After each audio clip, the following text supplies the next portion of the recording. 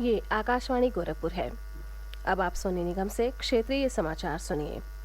वाराणसी में आयोजित काशी तमिल संगमम में भाग लेने काशी आए तमिलनाडु के विद्यार्थियों का पहला जत्था आज प्रयागराज पहुंचा। उन्होंने संगम में स्नान किया और लेटे हनुमान मंदिर, आदि शंकर विमान मंडपम मंदिर, अक्षयवट तथा अन्य प्रमुख स्थानों का दौरा किया। ये जत्था शाम को अयोध्या के लिए रवाना हो गया। विद्यार्थियों ने कल वाराणसी में विभिन्न सांस्कृतिक गतिविधियों में भाग लिया। काशी तमिल संगमम के दूसरे दिन कल आयोजित सांस्कृतिक गतिविधियों में तमिलनाडु के कलाकारों ने अपनी कला का प्रदर्शन किया। संगमम अगले महीने की 16 तारीख तक चलेगा। वहीं तमिलनाडु से 216 हस्तशिल्पियों का दल आज रात वाराणसी पहुंचेगा। ये शिल्पकार काशी की गुलाबी मीनाकारी, जरदोजी, लकड़ी के खिलौने और वुड क्राफ्टिंग कला को नजदीक से देखेंगे और अपनी कला के बारे में स्थानीय लोगों को अवगत कराएंगे। काशी तमिल संगमम भारत सरकार के शिक्षा मंत्रालय की ओर से आयोजित किया जा रहा है। इसका उद्देश्य देश के दो प्राचीन सांस्कृतिक केंद्रों काशी और तमिलनाडु के बीच आपसी कड़ी को और मजबूत करना है। ये आयोजन एक भारत श्रेष्ठ भारत की अवधारणा के अनुरूप है। काशी तमिल संगमम में शामिल होने आए तमिल अतिथि वाराणसी में मिल रहे सत्कार से खासे उत्साहित दिखे। तमिलनाडु के तंजावुर से आई बीटेक अंतिम वर्ष की छात्रा संध्या ने कहा कि काशी आकर उन्हें एहसास हुआ कि हमारी भाषा भले ही अलग हो, लेकिन वास्तव में हम सब एक हैं। उन्होंने कहा कि ऐसे कार्यक्रम लगातार आयोजित होने चाहिए।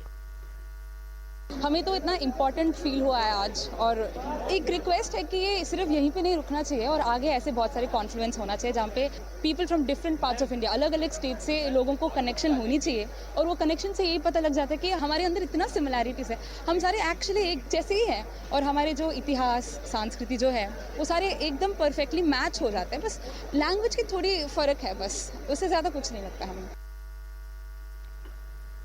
राज्यपाल आनंदीबेन पटेल 3 दिवसीय दौरे पर आज पीलीभीत पहुंची। उन्होंने पीलीभीत टाइगर रिजर्व का भ्रमण किया और यहाँ की सुंदरता को सराहा। राज्यपाल ने कहा कि यहाँ का प्राकृतिक सौंदर्य अद्वितीय है।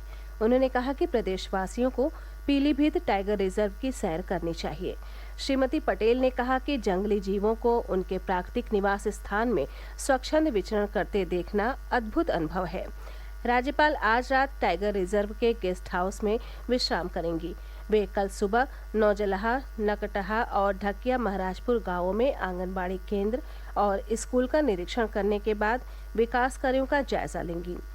श्रीमती पटेल नेपाल सीमा पर स्थित एसएसबी चेक पोस्ट का भी निरीक्षण करेंगी और रमनगरा क्षेत्र में विनोबा सेवा आश्रम द्वारा की जा रही सब्जी की खेती का भी जायजा लेंगी। राज्यपाल के आगमन को देखते हुए पीलीभीत टाइगर रिजर्व के चूका पिकनिक स्पॉट में 22 और 23 नवंबर को पर्यटकों का प्रवेश प्रतिबंधित रहेगा। मुख्यमंत्री योगी आदित्यनाथ ने कहा कि प्रधानमंत्री नरेंद्र मोदी के नेतृत्व में देश विश्व की बड़ी आर्थिक शक्ति के रूप में उभर रहा है। उन्होंने कहा कि भारत आज हर क्षेत्र में आगे बढ़ रहा है। गुजरात के जनपद छोटा उदयपुर में चुनावी जनसभा को संबोधित करते हुए मुख्यमंत्री ने कहा कि भारतीय जनता पार्टी की सरकार समाज के सभी वर्गों को बिना किसी भेदभाव शासन की योजनाओं का लाभ दे रही है।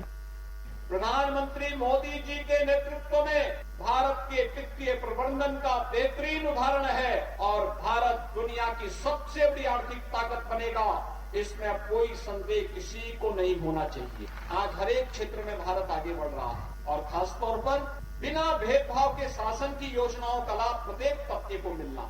वो भारत का किसी भी जाति, किसी भी मत, किसी भी मजहब, किसी भी क्षेत्र, किसी भी भाषा का हो, बिना भेदभाव के शासन की योजनाओं का लाभ सबको मिल रहा है। हम विकास कराएंगे सबका, लेकिन तुष्टीकरण किसी का नहीं करेंगे। ये आज भारतीय जनता पार्टी का संकल्प है और प्रधानमंत्री मोदी जी के नेतृत्व में इसी संकल्प को लेकर के आज भारतीय जनता पार्टी कार्य कर रही है।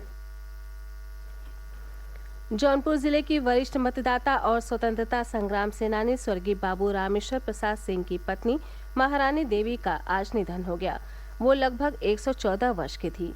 उन्होंने स्वतंत्रता संग्राम के दौरान अंग्रेजों के विरुद्ध संघर्ष में सदैव अपने पति बाबू रामेश्वर प्रसाद सिंह का साथ दिया। आज़ादी का अमृत महोत्सव श्रृंखला में इस वर्ष 13 से 15 अगस्त तक मनाए गए हर घर तिरंगा अभियान के तहत जिलाधिकारी मनीष कुमार वर्मा ने महारानी देवी को उनके आवास पर तिरंगा और अंग वस्त्रम देकर सम्मानित किया था। इसी के साथ ये समाचार बुलेटिन समाप्त हुआ। नमस्कार।